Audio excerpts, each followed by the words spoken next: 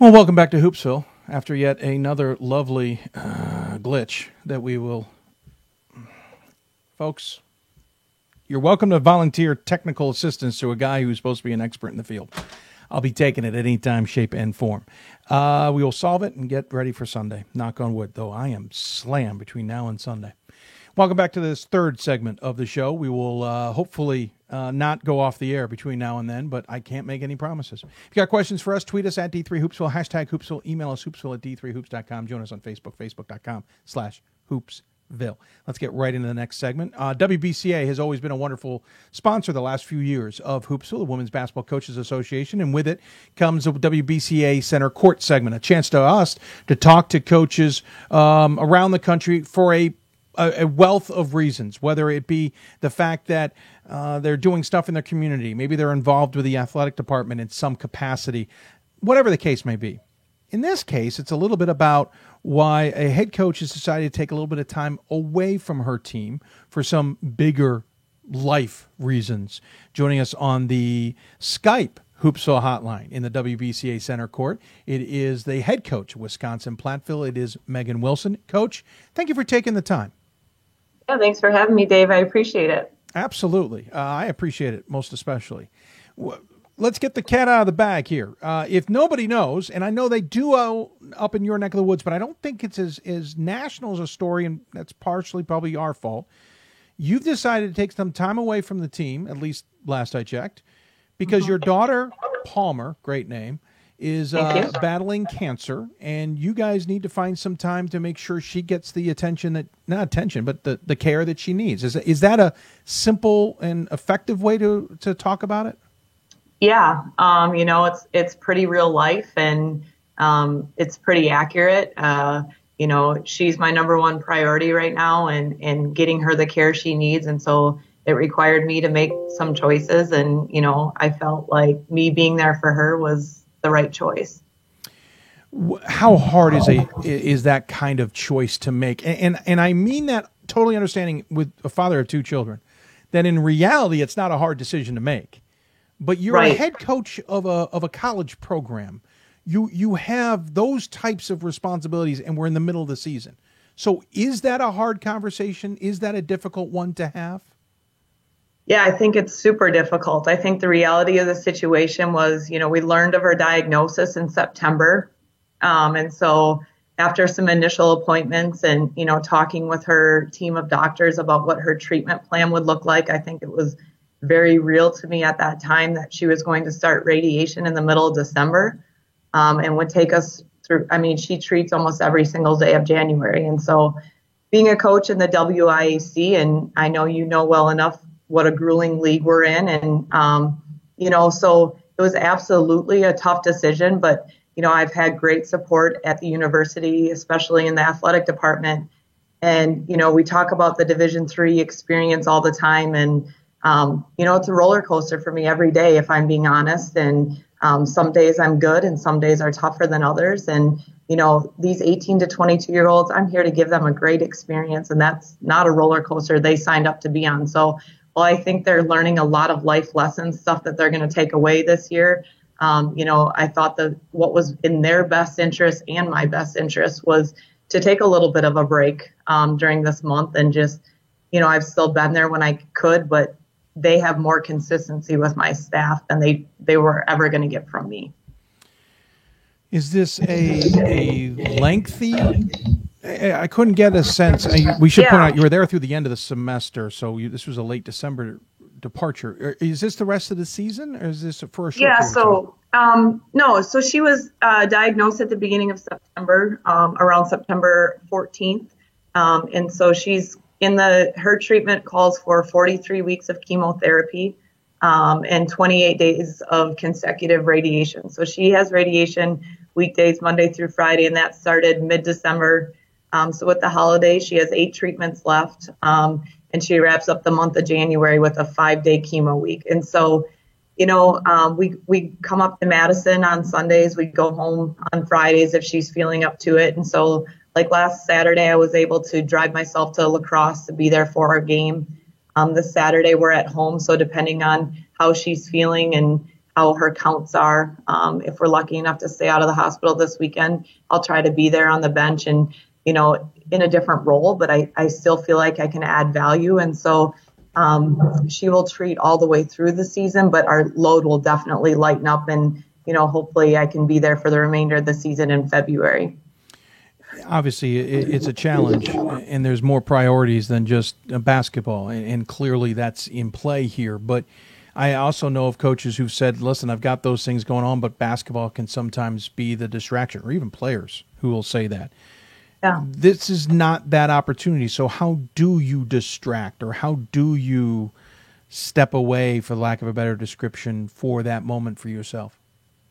I think it's really hard. I try to stay involved by watching our opponent's film, by watching games on game days. I'm also the associate athletic director. Welcome to the D3 world and secondary duties. And so I've been able to stay busy with some of those projects and tasks. But it's hard. And, right now she has to be my number one focus. And every day, that's all I can guarantee, that I can be a great mom. And I was lucky enough to play for some phenomenal coaches, and Shirley Egner being one of them. And, I'll never forget what she told me as a student athlete. Everybody makes choices, Megs, but you got to make choices you can live with. And I don't know that I could have went through the season and went to games and how would I feel if we lost and she ended up sick with a fever in the hospital? Like, what would that guilt look like for me? And that's just something that I wasn't willing to endure this year.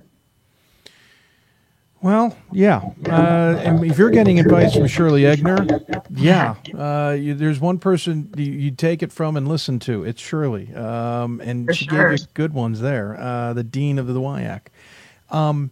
We should point out that the community's rallied. You guys have gotten incredible support. Last I checked, now this was one fundraiser in particular, or a combo of fundraisers. You guys got a check at a men's game for $11,000 towards her care. I know that the money means one thing, but it's just the fact that people have helped you guys out. That's got to mean a lot. Yeah, I mean, the only word I can just use to describe it, Dave, has been overwhelming. The way that the community have rallied around us, and being honest, it's all basketball centered. So the Stevens Point community has rallied as a former student athlete and coach there. My high school community of Barnabas, we live in a small town of Lancaster, the Plateau community. So there's been a lot of donations made to Children's Hospital where she's treating. There's obviously been a financial support of my family during this time, and just, I guess when you're in a position like this, you can't imagine going through it, but everybody's support makes it a little bit easier every day, and just knowing that people have your back and are willing to be there for you, and there's still so much good in this world. It's truly amazing. We were just showing her with the team surrounding her. She's absolutely adorable. I have a 6-year-old, and I can at least get that to some degree. She's the second of two. What's the prognosis? And if it's not information we need to share, that's fine. But I couldn't seem to find that. Yeah, so she has stage 3 alveolar rhabdomyosarcoma. There's been some genetic testing done on it as well. We're obviously very optimistic and hopeful. Chemotherapy and radiation seem to be doing their job, and the tumor has shrunk considerably since September when she started. Obviously, one of the things that's on her face, so visibly at least we can kind of see the outcomes of the radiation and the chemotherapy. But as a parent, I think you'll always worry. I think it's a monster that unfortunately sometimes reoccurs in children. And so I'm just so proud of how hard she's fought, and she's so brave. She's on, again, day 20 of radiation, hasn't complained once. This week she's given me a new definition of 2-a-days. So we have 5 days of chemo and 5 days of radiation this week. So she's double dutying, and just, she's been amazing. That's awesome. I feel for your team now, because when 2-a-days return next year, you're going to have a different point of view on their pain and suffering to some degree. Oh, I pain for the Pioneers next year. Is there a way people can help? Any way or follow along? Just we'll take all the well wishes and thoughts and good vibes and prayers, and that's all. What do you miss about being on the bench? Oh, it's hard to sit and watch from afar. I'm too competitive for that. Unfortunately, she has to listen to my outbursts quite often, and she says, "I won't box out, Mom. I don't even know what that is." And so, I watched the Oshkosh game last week live, and we stopped in practice on Friday on our way home from Madison, and the team was watching film, and she said, "Didn't we just watch this 2 days ago?" I said, "Yes, we did." Yes, so, and we'll watch it again. Yeah. And we will watch it again. Obviously you get to games when you can. Yep. Staying involved, certainly. Obviously, the athletic department's rallied. You pointed out how you also have other duties as said coach. Yes, welcome to YD3. And clearly everyone has stepped up. Does that take the pressure off to some degree, or does it not do a damn bit of difference? I'm not sure it does a damn bit of difference. I wish it did. I think sometimes it makes it more difficult. I think my assistant and the people that know me are somebody would say that I'm very detail oriented. I like to be in control. And so I've grown a lot this year because of that. I've had to relinquish some of that. I've had to put trust in those that I truly do trust and just, and watch them grow. And so I think, as difficult as the circumstances have been, it's been really good for me as a person and as a coach. Less technical fouls. Yeah, for sure. I haven't gotten any of those this year yet. In all honesty, how's the team doing considering? Was this a season you guys were expecting? I mean, 6-19 the last two seasons. Let's be realistic. Yeah. You're 6-8, so we've already hit that mark, though, on a 3-game slide. Yeah, I think that they've been amazing. Again, it's not something they signed up for. Even though I'm not there, I think it's still very much in their face because, for one, I'm not there. And so early on in the season when we had a discussion and I said, what does this look like for you guys? Can I come when I'm able and do I need to feel guilty about that? And they were like, no, we want to be that outlet for you, Coach. When you need a break or when you need a distraction, we want to be there for you. And so I think all things considered, I think their resiliency has been great. I think, we're on a 3-game skid. Welcome to the WIAC. And, we had a great game on Saturday, I felt like, against La Crosse. And so I think they've made some big strides considering all the adversity they've had to overcome this year. Certainly an interesting perspective, a little different. I appreciate the honesty and the openness. It's not an easy topic, and I appreciate all the time you've given us. Obviously, we're rooting for Palmer as well. A great game, or a great name. Thank you. Part of the center court segment, we kind of have a little fun at the end. Ask the same questions we always ask all the other coaches. They may have a very different point of view now, I realize. But if you don't mind, do you mind having a little fun? And it's all about you and your coaching experience. I would love to have some fun. All right. We'll see. Now, I made pretty lofty expectations there. We'll see if we live up to it. What's your favorite thing about coaching, especially in Division III? Just the overall student-athlete experience. I think the thing that I love most about it is my student-athletes are competing because of their love for the game, not because they're getting paid to play. Great way of saying it.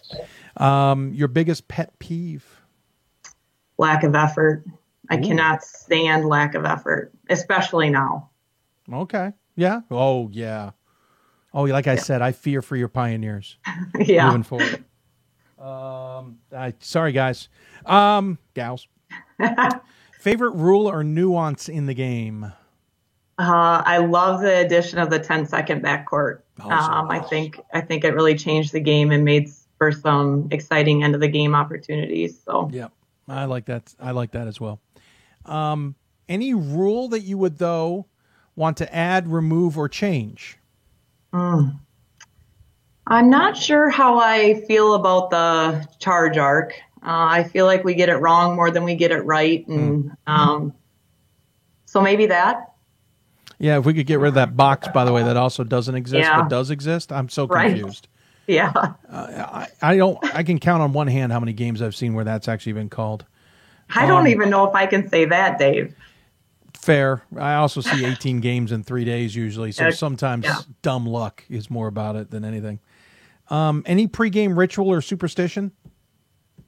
I have a hard time wearing the same outfit that we've lost in, which requires a lot of wardrobe changes some years. I could totally see that, though. Absolutely. Craziest try that one again. Craziest travel experience. Oh, craziest travel experience. I took my team out to California my second year of being the head coach of the Pioneers, and one of our mothers passed out on the plane, and we almost had to do an emergency landing. Oh. Yeah. Oh, no. Yeah. Pretty nerve-wracking for a second-year head coach. Yeah. Oh, yeah. No, okay, I'm good. Also took my team to New York City in public transportation, which was also nerve-wracking. Oh, yeah. Yeah, especially for those out of the Midwest. Yeah. That's a different beast. It is. How would your assistants describe you as a head coach? Oof. Passionate, competitive, very competitive. I hope loving, and just really want what's best for our student athletes in our program. Loyal. Yeah, I can see it.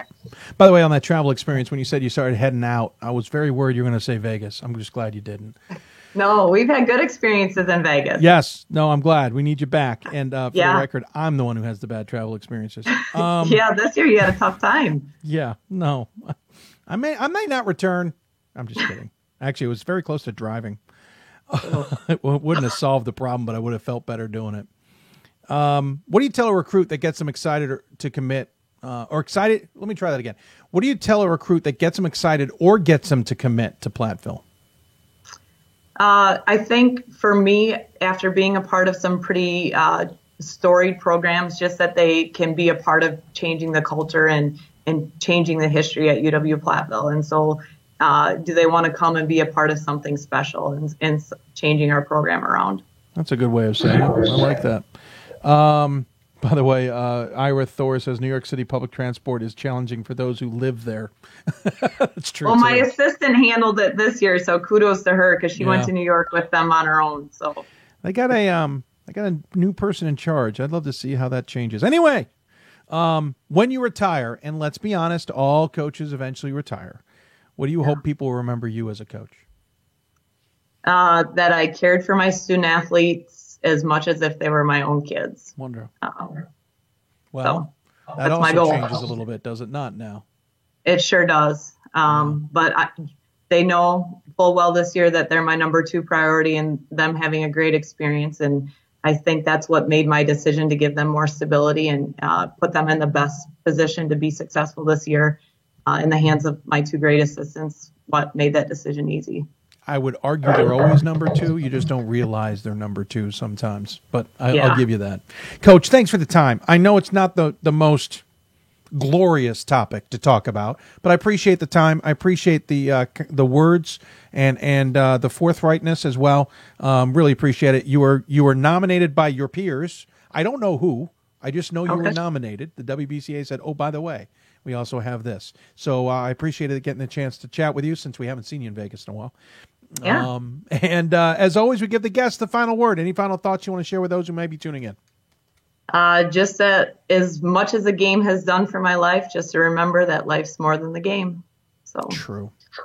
Yeah. Very good point. Coach, take care. Please, our best to Palmer. And I guess a hug. Why not? I just found out mine has strep, and it pales in comparison. So if you, our best to you guys, because you need it, and we'll give it up.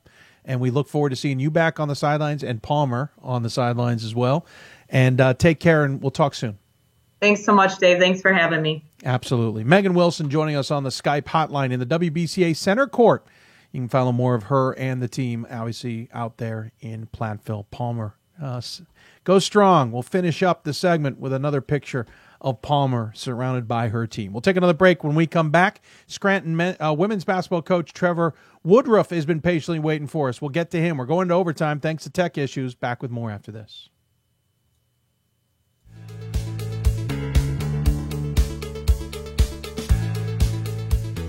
Being a part of the different activities and organizations that I've been a part of, I'm actually able to see myself where I'm like, hey, hey, I actually can make a change. I'm one person that can make a difference. Division III has helped me to develop teamwork skills, critical thinking skills, time management skills. It's not just about basketball, or it's not just about school. It's about developing yourself as a person altogether. Welcome to the University of Wisconsin-Eau Claire, home of Blue Gold Athletics. UW-Eau Claire has been ranked a top 5 regional public university for over 20 years. We graduate champions with the lowest debt and highest return on investment in the Midwest. Blue Gold Athletics is a Directors Cup Top 20 Division III program offering 22 sports with almost 700 student athletes. UW-Eau Claire is about excellence in the classroom, the field of competition, and the community. Are you the next Blue Gold? My name is Marcus Walker. I was All-State, won a state championship, a high school All-American, and played college and pro ball. I played because I love the game. I grind to be the best. I sweat because I put in work. I'm strong because I believe. When I want to bring it before game time, I come to the house that college basketball built, the CBE. No matter your skill, take it to another level. Elevate your game right here at the College Basketball Experience at Sprint Center. I coined my definition of success in 1934. My definition of success is peace of mind attained only through self-satisfaction in knowing you made the effort to do the best of which you're capable. It's like reputation and character. Reputation is what others perceive you to be. Character is what you are. It's on us to stop sexual assault in any way that we can. To get a friend home safe. To never blame the victim. It's on us. To stand up. To make our community safe for all. It's on us. It's on us to look out for each other at parties. It's on us. To be more than just a bystander. To step up and say something. It's on us, all of us. To stop sexual assault. Learn how and take the pledge at itsonus.org.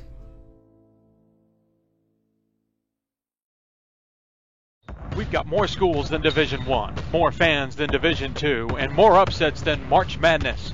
There's 800 programs with over 11,000 games leading to 2 national championships. And we've been covering it all for over a decade.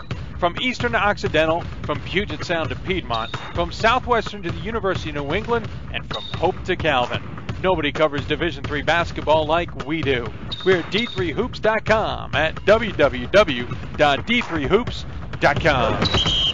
Welcome back to Hoopsville, everybody. Another Thursday edition of the program, and whether you're watching us live or you're listening to the podcast or watching on demand, we appreciate you taking the time to tune in. If you got questions for us, you can always, whether we're on air or off air, tweet them to us at D3Hoopsville or hashtag Hoopsville. You can always email them to us, hoopsville at D3Hoops.com. You can even join us on Facebook at Facebook.com/Hoopsville. All that information scrolling at the bottom of your screen. Also, if you want, we're on Instagram at D3Hoopsville there, though that's more of a promotional side of things. Tend not to have conversations necessarily on Instagram. We just kind of enjoy looking at pictures, don't we not? Let's jump into now the West region. And for men's basketball, there's a lot going on. The Northwest Conference, we talked earlier about the Battle of the Wits the other night, and the fact that Linfield and George Fox are in the conversation. The SCIAC is kind of getting a little bit interesting. We'll talk more about that on future shows, to be sure. And, of course, we have the American Rivers Conference, Nebraska Wesleyan leading the way as the defending champs, but that one's somewhat interesting. The MIAC is the one that has certainly always gotten our attention over the years. It's always been St. Thomas until the last few years. Now it's their arch rival, St. John's. It seems to be leading the way, though. Got some interesting things going on this year. For the Johnnies, they're 12-1. Their own loss is the second game of the season out of the gate against Wisconsin Whitewater. They've beaten Platteville and La Crosse. They've already beaten Gustavus, Bethel, Hamlin, and St. Mary's in conference play, along with Augsburg, McAllister, Moorhead, and, Gustavus and Adolphus again. But the big tests are probably ahead, so we figured a good time to bring in their head coach and talk to him. We are pre-taping this interview, folks, in case you're wondering, so any questions you might have, we aren't going to be able to get to them, but we hopefully cover your topics nonetheless. And Pat McKenzie joins us on the Hoopsville hotline. Sir, thanks for taking the time. Yeah, thanks, Dave. I appreciate it. Absolutely. You've got your alma mater here at 12-1, 8-0 in conference play, which I think is the part that jumps out to me, that as competitive as the MIAC has been, you've gotten through 8 games so far without stubbing your toe, technically. Yeah, we have, and yeah, that technically is a good way to put it. We're, the league. I think everybody probably says that about their own conference, and there's truth to it. Is a lot of parity. Teams know you well, and we faced some good teams so far, and are fortunate to come out of it unscathed as of today. Usually, the second round is when things get more interesting for programs because they've seen you this year. Everyone knows you, and this is true for you against opponents as well. And so what jumped out at me was the second go-around with Gustavus Adolphus. First time you faced him December 1st, 12-point game at their place, competitive. You played him at home on Wednesday night. You didn't really provide a competitive game, 83-54. Is that a testament that you guys are getting stronger? Gustavus is maybe a little beat up, combination of both. What do we read into with that kind of result? I don't know how much you can read into it. It probably was a better game than maybe the score would indicate, and I hope we're getting better. I hope we're continuing to grow, and when, like you said, you see a team the second time, so you have a feel for their tendencies and some of the things they want to do to you, and obviously the chess match that goes on is trying to figure out ways to counter that and maybe take advantage of it in certain cases, and we certainly did enough things well last night to get out of there with a win. What are you guys doing well this season? What's clicking and what's working? Well, I think we've got good balance. We've got a number of guys that can score, and that obviously makes offense a heck of a lot better and easier. So that balance has been huge, and thus far we've been I think a pretty good defensive team. I mean, we've really locked in defensively, and I think even from a year ago today, we're probably a better team than we were defensively at this time last year, and that's been huge to the success so far. Better defensively. You went 19-1 in the conference last year, 23-4 overall. That's a scary statement to say if you're an opponent coming up against the Johnnies. But on the flip side of that, we would be remiss if we didn't ask this too. What aren't you doing well? What isn't maybe going the way you'd like it to go?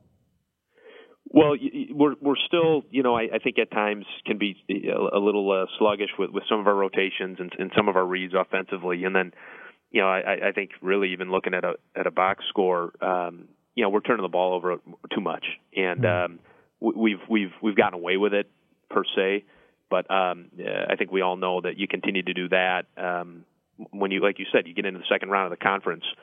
Those numbers are high, your margin for error drops, and those are going to cost you. Yeah, you're out. You have about 40 more turnovers this season in totality than says your opponent, but you are out rebounding your opponents 40-24.5.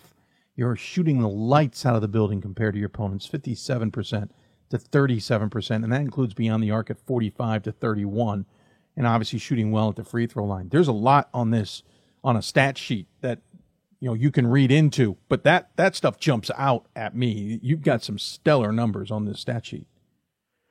Well, yeah, I mean, the numbers are good, and I think what that tells you is we've got good players. I mean, we do have a good group, and as I mentioned before, those plays work better when guys make the shot at the end of them, and so that, I don't know that it's much more than that. We're fortunate to have some really good players that are making plays and playing well together, and thus, the numbers look pretty good because our guys have played well. Your guys who play well include Stokeman, who's gotten plenty of national attention over his years at 15 points a game.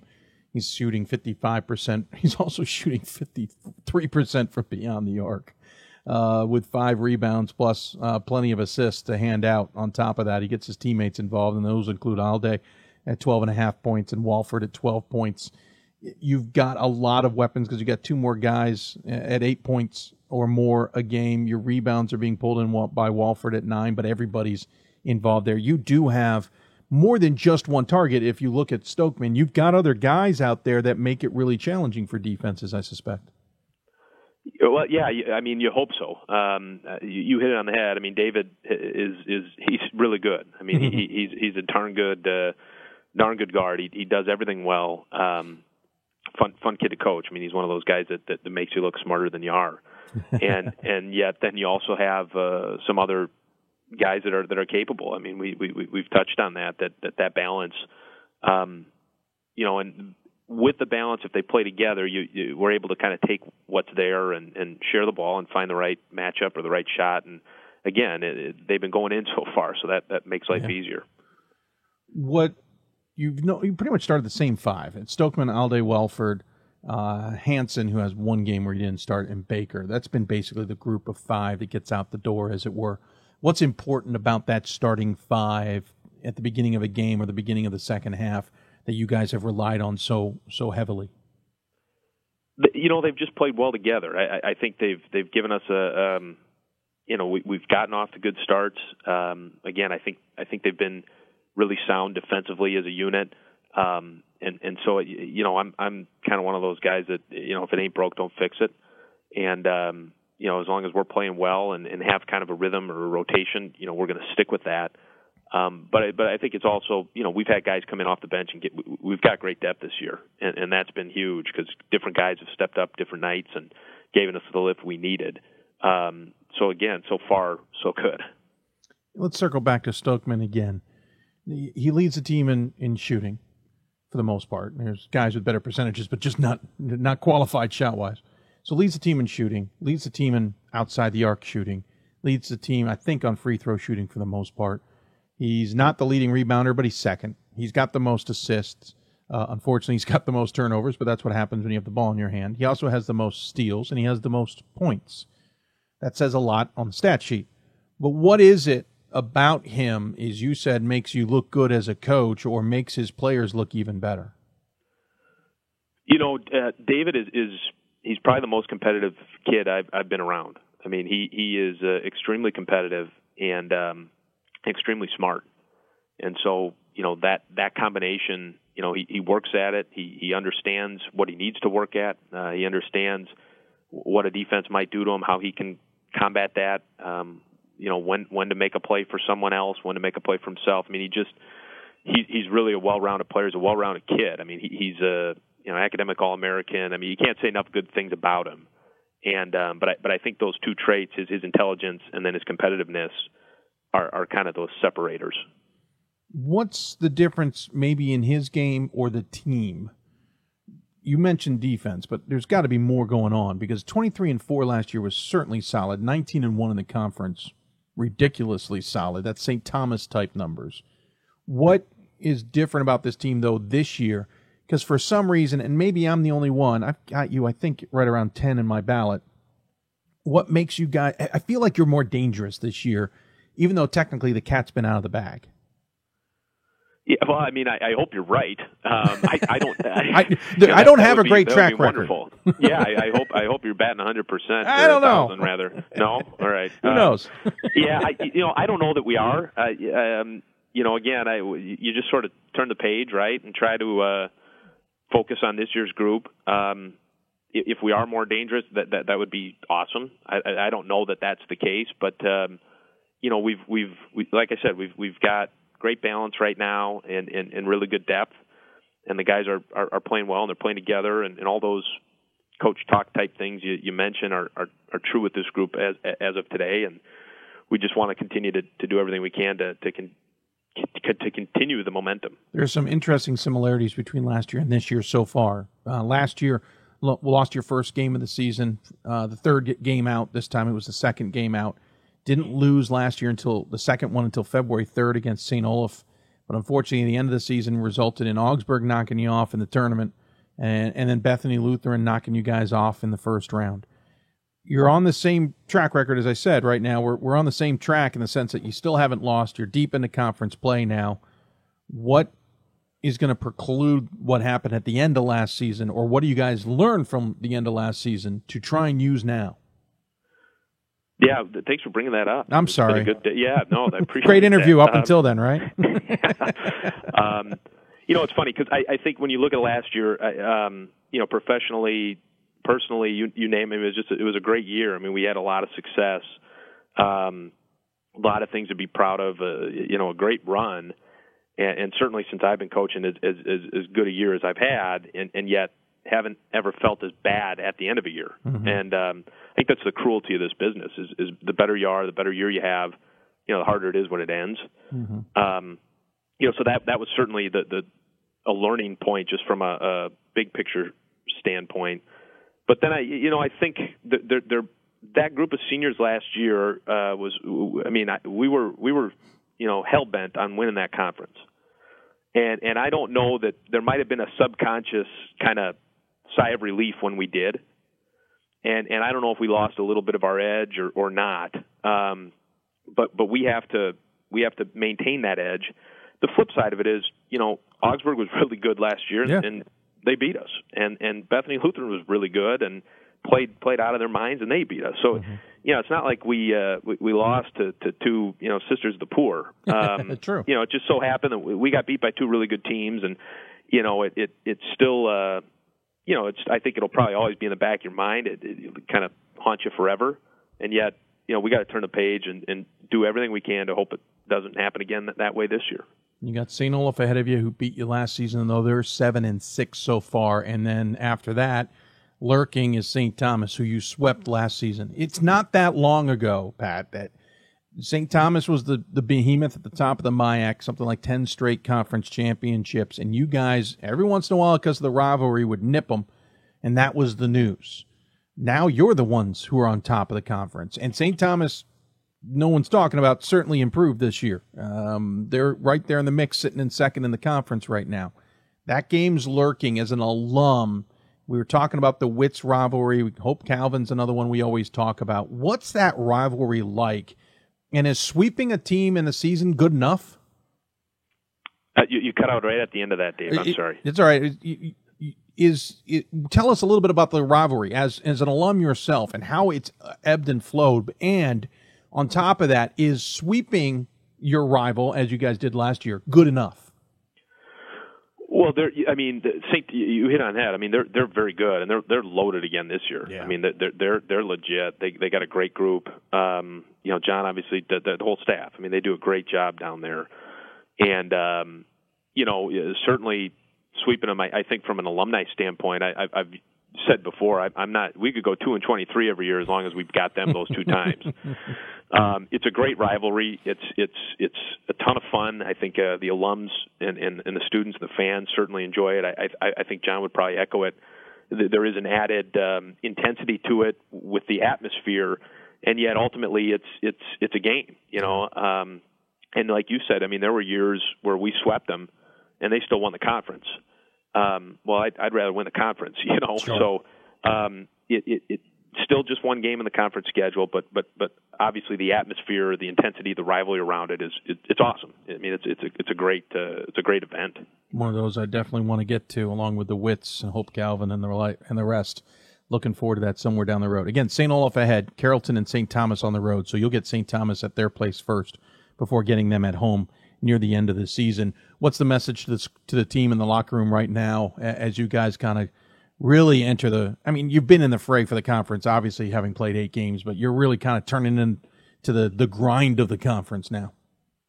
Yeah, it is. I mean, this is a big stretch for our league, where you get 3 or even at times 4 games in 7-8 days.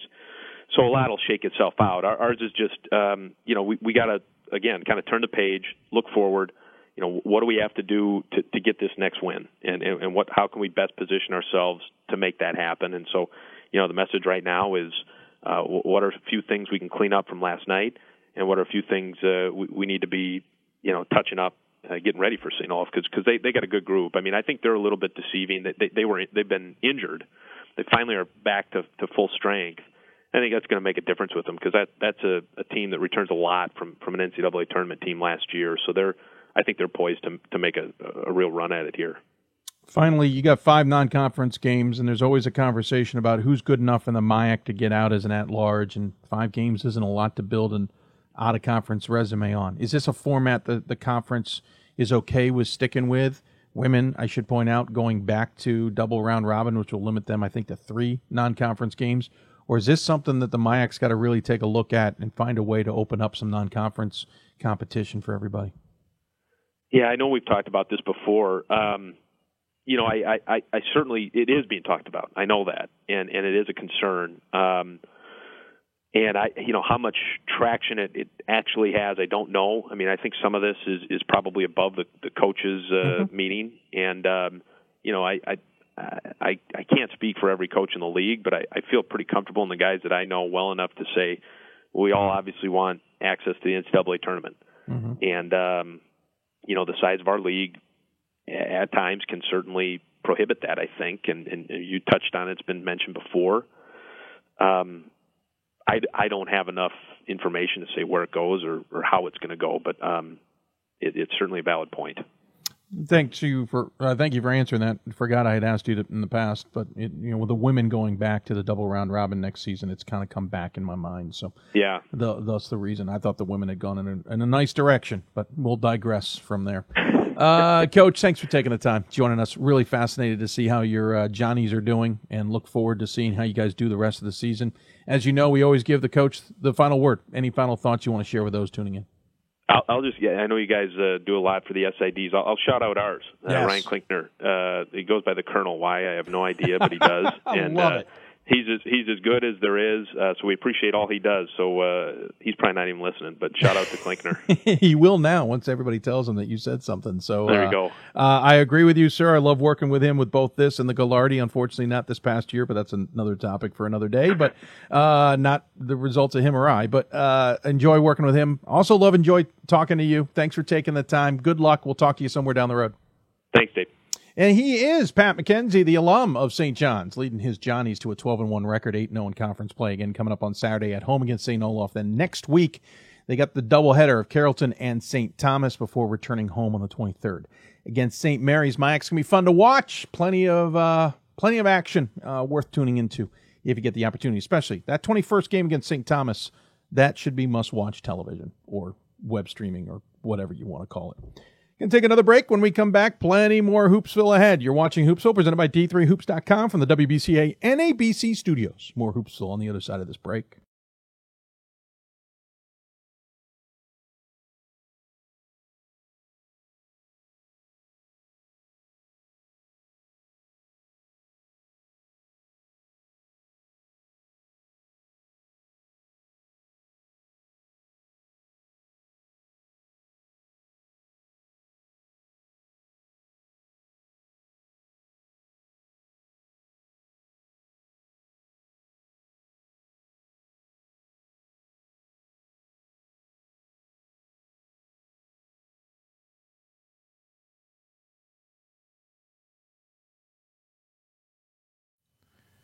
Well, folks, if we had Mackenzie's interview running under Todd Woodruff, I'm going to shoot myself. I just noticed we had an audio clip linked, and I have a feeling Todd Woodruff's interview did not air.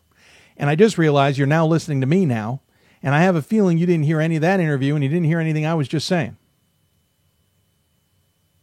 Tonight's one of those nights where you want to throw the computer out the door and just hang your head in shame. Unbelievable.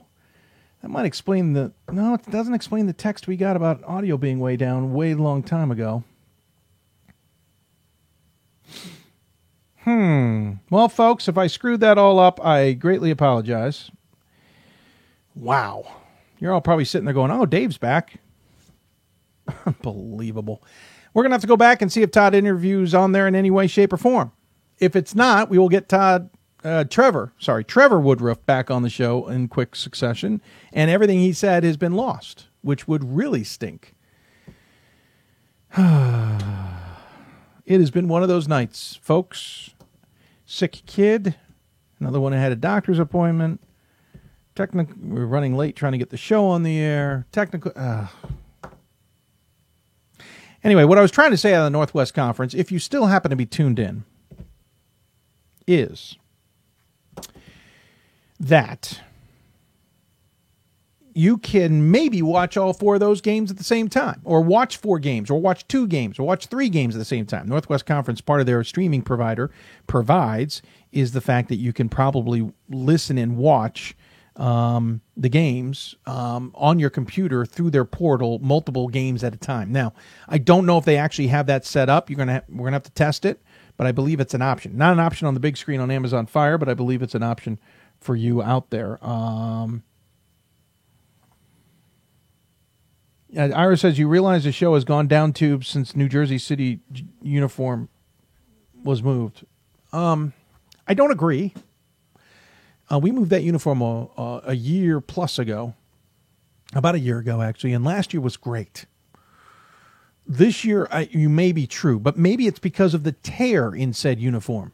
Sir, maybe the tear in the uniform is tearing the show apart. Maybe we can fix that rip in the cloth to fix our rips. I did not move it in the fall. That was hanging up last year in that position because I never touched. Well, you know what? I didn't hang it up. Now that I think about it, I just took it down. All right, so you're onto something, Ira. You better send a new one because I don't like the tear anyway. I can see the duct tape. We cannot get that darn thing to stay sealed. Yeah, send us a new one. It looks scrubby anyway. Well, folks, I really hope. Well, we may have just screwed up the Trevor Woodruff interview, and that just ruins our night because it was a great interview with Trevor. I'll have to go back and listen to the archive, and I don't know if I really want to listen to the archive. Yeah, fun times. Let's go back to the Witt game, huh? Witt game was fun. Whitworth and Whitman was outstanding. It was exciting. Not a great game, to be honest with you. It was a good game. It was a really good game. It was what as I expected. The two are going to slug it out.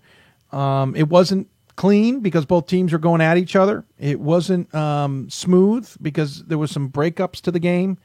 Hats off to the Whitworth production team for handling some tech issues and doing them well without breaking up the game, which we can't seem to do. Overall, though, I enjoyed the game. It told me a lot. Listen, Whitman's never going to play its best defensive game, I think, against Whitworth because Whitworth knows it too well. Listen, I had some comments on Twitter. It's funny how everybody spots the negative comments, but nobody spots the positive comments. Come on, people, right? I post something positive, you don't respond. I post something that you deem as negative, and all of a sudden everyone's ripping on me.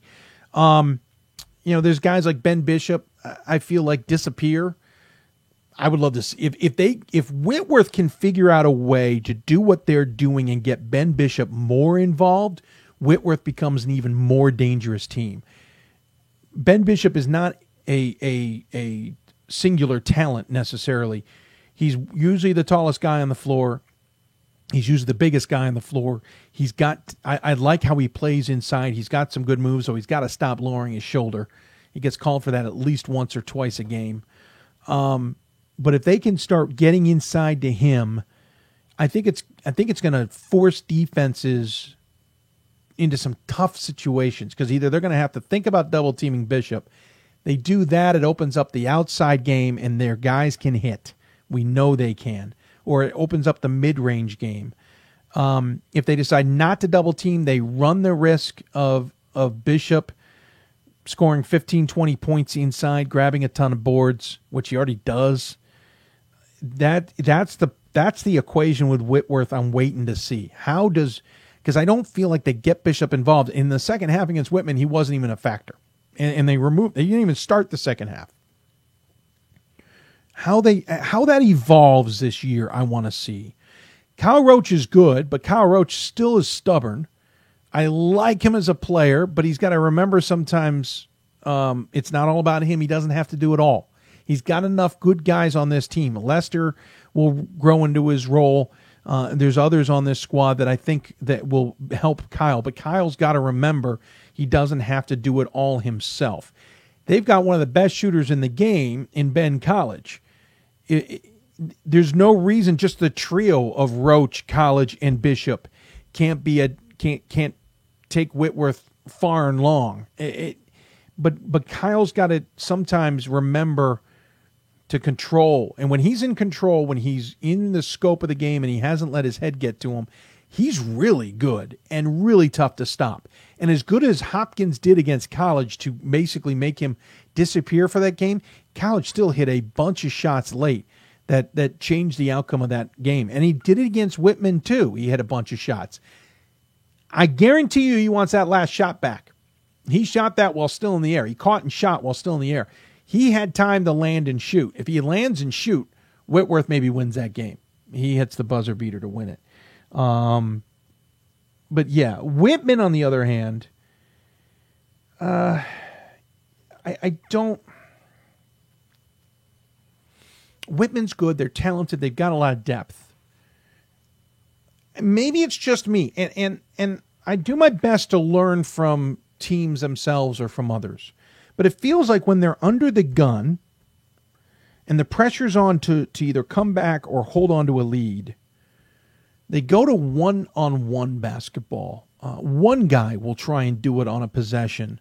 There may be a couple of passes, but eventually someone gets the ball and it just turns into that show. Howell did it a bunch the last few years. And you always heard, well, that's because Howell is Howell and he's going to hit the shots. I always thought it was a detriment because I know that offenses can change and things can adjust. But sometimes what you were doing that got you there or gave you the big lead needs to be stuck with. Now, defenses can figure it out. I get it. But when you're doing it yourself, popping up a shot and there's three guys open, maybe it's not the best opportunity. You waste that or lose that possession. They're going the other direction to either tie or take the lead or cut the deficit, whatever the case may be. I just feel like Whitman, the Achilles heel for Whitman is if you got them tight in a game late, they won't necessarily stick to what they're good at. And I don't know if I'm misreading that completely or not. But that's how it seems every time I watch that team. But they're also not in a lot of tight games, let's remember. And I think that's where that thought process comes from, is they don't tend to be in tight games. But when they are, that's what happens. So that's just kind of where my take was on those two teams. I saw all of that. Butler didn't have a great game against Whitworth. I look forward to seeing the rematch because I think Butler will have a better game. I think Butler's a better player than he showed in that game, fouled out as well. And by the way, fouled out on what I thought was not a very smart call. There were some who thought it was the wrong call. From what I saw in replays, I thought it was the right call. I just thought it was a dumb foul. It's kind of like College's foul late in the game. I think it was College, where Whitman went to take a shot. I think it was Hewitt. Hewitt's undersung, by the way. But Hewitt took a shot, and I think he got high five from behind on the shot, so he got fouled. Dumb foul. And then there was another one where Duckett got slammed into on a three-pointer, and Duckett made a little bit more of it, and that's just par for the course. But he still got fouled. Just that was what I saw. It was a good game all around. How about Whitworth Hernandez playing 30 minutes off the bench? Yeah, Hernandez was impressed because listen, I didn't think he had 30 minutes off the bench in him. When I saw in Vegas, he's a good player, but I don't think he could do 30 minutes. But foul trouble forced him in. And Whitworth's problem is, and I've said, is they can't go deep in their bench. There's a drop off in talent, obviously from about 8 onward. Eight's where the talent is still pretty good. Then it's a drop. And I could be wrong on that, but Hernandez playing 30 minutes because so many guys were in foul trouble was really key. And I was pretty impressed with that. He didn't jump off the page at you, though. He got some steals, he got some baskets, he did what he needed to do, and he put a Band-Aid on the problem and allowed them to come from 13 points back. So I was impressed with what Hernandez did. I also was impressed that the rest of that bench at least held firm. The concern is you can't keep doing that. I don't think there's enough consistency in that bench at 9 on down to allow you to do that. They rose to the occasion against Whitman. That's outstanding. Will they rise to the occasion if it's Linfield, George Fox, Pacific, Puget Sound, or somebody else when in maybe a similar situation? That's a different kettle of fish, in my opinion. I think I'd like to see. I keep hearing these things about talent out of Hernandez. I look forward to seeing it. Lees didn't play as much. I thought he would have had a bigger factor, but nonetheless, it was an interesting game. It was a really interesting game. I do wish the broadcasters hadn't used they hate each other. I'm done with that. I know it's a heated rivalry. Whitworth had dominated that rivalry for so long, and Whitman was just the step kid or the little brother was a better term, and never had a chance to get the big brother. Whitman finally gets the big brother and becomes the dominant one. He becomes a surprisingly tall brother, and he's beating on Whitworth. Whitworth finally gets one back last year, and now we're at that stage. So I get that Whitman's had this edge, and Whitworth's been the big brother who remains cool, calm, and collected, and been now annoyed by the edgy brother who's got a little spit and vinegar and doesn't always do things the way you want to see them done. Maybe behavior different than yours, and you get pissed off about that, and I get all of that. But now let's get rid of the they hate each other thing, because if they hate each other, they're not giving handshakes in pregame. If they hate each other, we'd see it in different manifestations. Maybe it's going to take a few more years for the Whitman guys to have players on Whitman's team who are not familiar with the losing ways.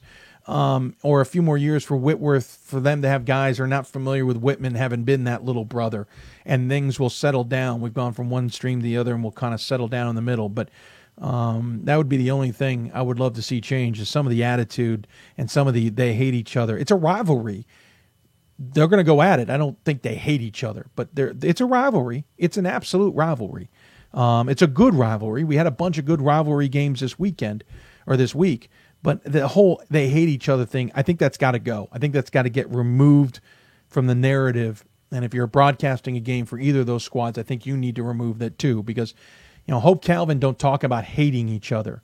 Wheaton North Central, I don't feel talk about hating each other. Back in the day in my life, culture, Catholic, I don't think we ever hated them. But you knew it was going to be a tough game. And that, I think, makes for a better atmosphere if especially the broadcasters aren't spouting off on it as well. Yes, you're right. It's not about hate. It's about respect. The programs absolutely respect each other. Let's remove that terminology from the equation, as it were. And with that, I think we got to get going, because we were well past our cutoff time thanks to tech issues.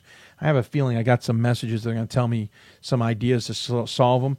If we did miss the Trevor Woodruff interview because we frickin' ran an audio clip for some reason, I apologize. We will get Trevor back on the show at our earliest convenience. I apologize to the Scranton faithful for that. That's just a simple oversight while scrambling due to tech issues on our end. Should have spotted it sooner. I didn't. It's one of the gremlins of doing a show by yourself. On that note, though, I do want to thank Pat McKenzie from St. John's men's basketball, Ben Stakowski from Wabash men's basketball, the senior guard for them, Alyssa Pulaski from Geneseo, Meg Wilson from Wisconsin Platteville, and Trevor Woodruff. Hopefully you heard his interview. It was pretty good from Scranton. And, of course, thanks to their SIDs as well, Ryan Colonel Klinkner from St. John's, Brent from Wabash, of course, not only Brett, but also Tim at Geneseo, Lindsay at Platteville, and, of course, John, though he's dead to me, Gatto at Scranton. Thanks for their help as well. And with that note, reminder, we're back on the air Sunday, 7 o'clock Eastern Time. We'll primarily talk Northeast Atlantic, South and Central region teams, plus the NABC Coaches Corner, which will feature Bill Raleigh from Southwestern. Next week on the WBCA Center Court segment, we actually have our guest, as I said earlier in the show, already lined up, believe it or not. We will have Springfield head coach Naomi Graves joining us in the WBCA Center Court. Looking forward to talking to her about things that she's involved in, and it'll be a great conversation. I hope you'll tune in next Thursday, 7 o'clock as well, always. Mark, thank you. As always, a great show. I don't know if I agree with you on that, Mark. I have a feeling you heard an interview that didn't really go. Jay, thank you for your kind words as well. We'll try and clean up the system between now and then. Todd says it's a healthy rivalry, talking about the double wits, and you're absolutely right. What I think is the additional variable is the fans. Yeah, Todd, the fans, rightly or wrongly, are definitely another variable in that mix. Great rivalry, I think, very good and needed for the Northwest Conference. Darryl, I agree with you there as well. I'm really interested to see how Linfield Northwest, George Fox play out. That's it. We're taking a break till Sunday night, 7 o'clock Eastern Time. I got to get going. I got a sick kid after all. got to figure out what's going on. You've been listening to Hoops Hope, presented by D3Hoops.com from the WBCA and ABC studios. We thank our advertising partners, including Wisconsin Eau Claire and Randolph-Macon. If you are interested in advertising on this show, please get a hold of me. We would love to talk to you about advertising packages for the rest of the season. Doesn't have to be a school. It can certainly be a product. We have new advertisers and sponsors coming, but there's plenty of material that are sponsor space, as it were, or advertising space.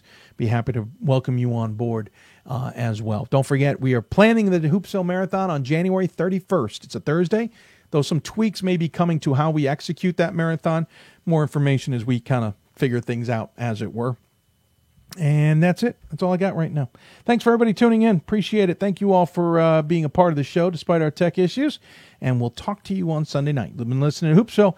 Once again, brought to you by WBCA and NABC, and of course D3Hoops.com. If you have any interest in re-airing any parts of this show, please make sure you get a hold of us. We appreciate that you would like to do it, but we'd like to officially sign off on said thing. Hoopsville is owned by myself, DMAC Productions, as well. Good night. Have a wonderful rest of your week and enjoy some really good D3 basketball along the way.